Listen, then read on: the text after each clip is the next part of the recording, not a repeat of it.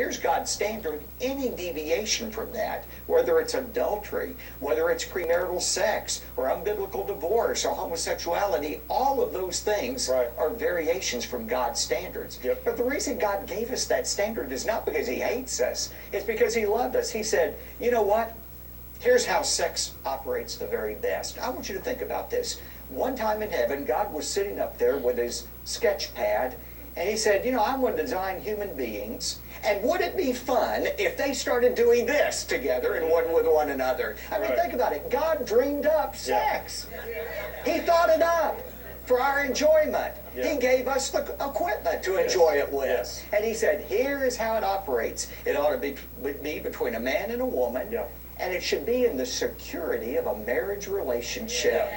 And that's why God designed it that way. It's just like, you know, I had a TV repairman out at my house today, and, you know, he was repairing the TV. It was a television set I'd bought several years ago, and, you know, in the instruction manual it said, now, plug this into a 120 outlet. Suppose I said, oh, I'm not going to follow those instructions. Those are antiquated instructions. I'm going to plug it into a 220 outlet. It's my TV, and I can do whatever I want to with it.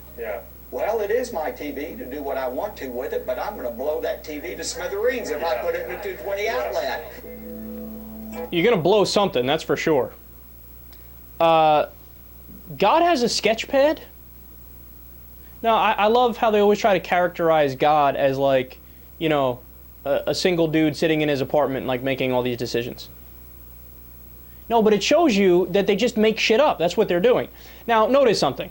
The only way that that whole ridiculous rant makes sense is within the context of, okay, there is definitely 100% a God, and the God is the God that I think he is, that believes the same things I believe and wants me to do X, Y, and Z.